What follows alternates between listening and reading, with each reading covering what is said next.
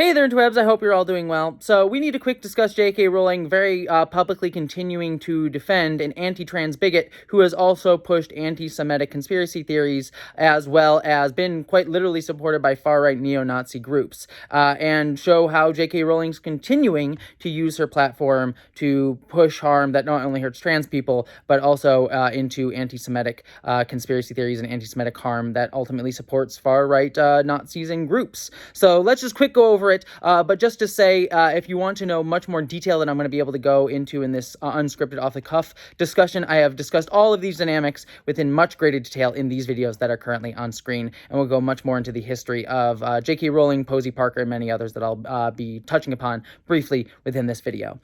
So just to quick state it, J.K. Rowling released a statement where she discussed a reporter talking about how J.K. Rowling has defended Posey Parker, who is an anti-trans bigot who runs the quote-unquote Let Women Speak rallies around, the entire world, has done sort of like these rallies all around the world, and they are very expressly anti-trans rallies. And so it's her defending this woman and the allegations made against her that her group is being supported by neo-Nazi groups. Now, this became most obviously recently in New Zealand, where there was a rally that Posey Parker held, which neo-Nazis came in support of, and that literally led a lot of people to finally recognize the connection between the neo-Nazis and anti-trans bigotry, because fascism is ultimately stoked upon, creating sexual anxieties that often express themselves in hatred and anger towards queer people, LGBTQ people generally, women, and transgender people very specifically, and most prominently recently, at least most prominently publicly.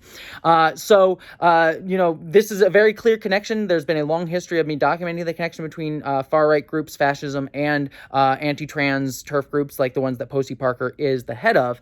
But it is worth discussing even more clearly how J.K. Rowling is continuing, and this is not the first time she's tweeted out support for Posey Parker before, but continuing to get more and more public in expressing her support of Posey Parker specifically, because Posey Parker has not only attacked transgender people, has not only called for cisgender men to enter women's bathrooms with guns to attack and harm transgender people, which I'll show in this clip. Idea about some of the things that you can do, and men, for once, I'm talking to you.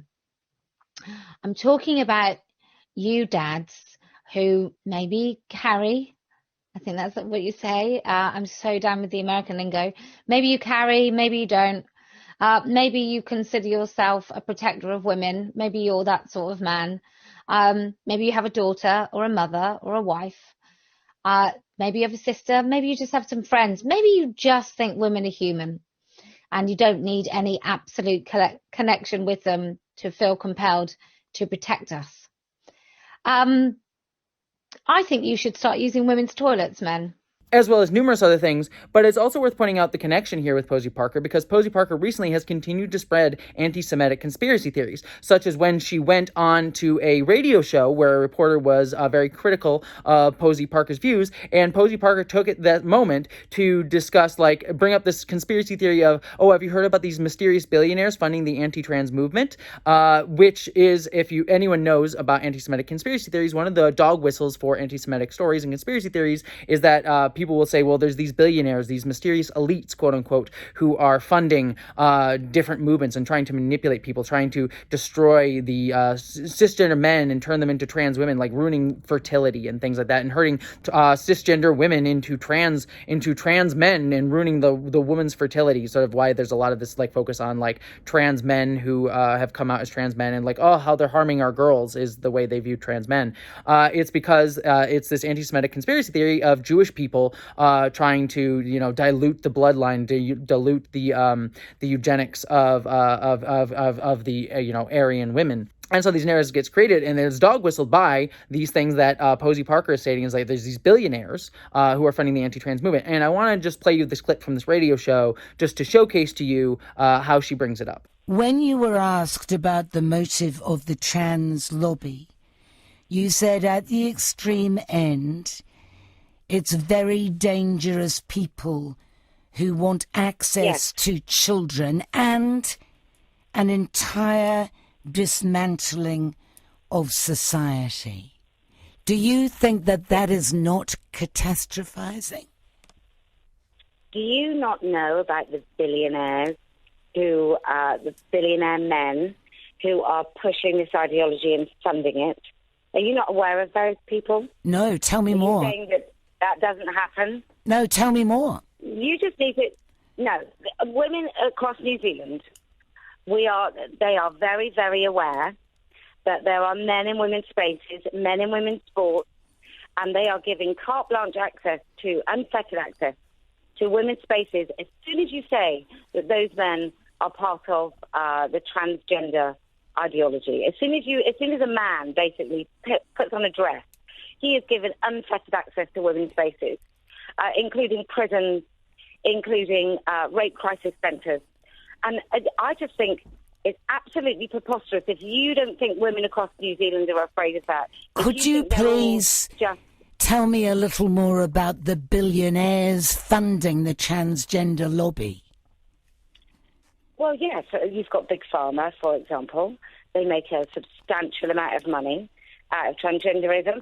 I want to know why it's not important to a journalist to address the fact that there are men in women's spaces. It's really important as a journalist for me to know more about the billionaires funding the transgender lobby. And since you raised it, I'm interested to know further details. What can you tell me? Well, I would like to know why, as a journalist, you are prepared to be distracted by that, as opposed to... But you mentioned it. Say a man... I haven't finished, and I'm sure you don't think interrupting is appropriate consistently when you've invited me on your show. No, go for it. I would just say that women across New Zealand are very aware of the large-scale size of a man in comparison to a woman when they're playing games like, I don't know, rugby. Isn't that your national sport? Now, clearly you can see in that clip that Posey Parker brings up the accusation about there being billionaires funding the transgender movement, but when the reporter pushes on that to explain herself, Posey doesn't. She says, no, I'm not going to explain that, because she doesn't have any evidence of it. She's just doing it to push this anti-Semitic conspiracy theory that just feeds all of these fascistic narratives, which goes to show, again, the connection between neo-Nazis and TERFs and anti-trans movements. So, so this is the woman that J.K. Rowling is going to bat for. The woman who also said this. Any smears to stop us being able to speak. Why do you stand with Nazis, though? Why don't you go away? Who did? No. I'm not a feminist.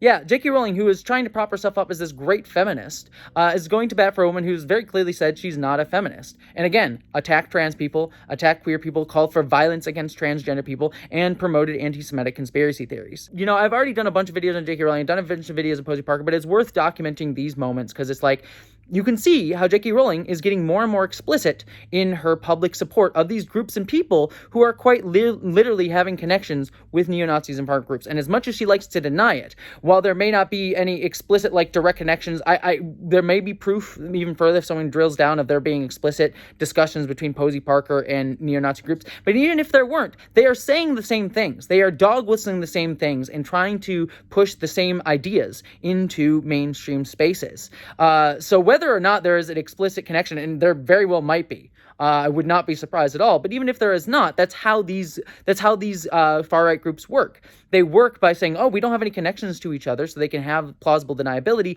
but ultimately push the same horrific, ghoulish stuff. With transgender people first being the most explicit people being attacked, with trans women being viewed as villains and assaulters and rapists and all that stuff, and trans men being confused women who need to be protected for their fertility. It's just constantly using this to push these darker ends. And J.K. Rowling is continuing to defend it and continuing to fall down that and continue to get more public and vocal about it. And we need to continue to call it out.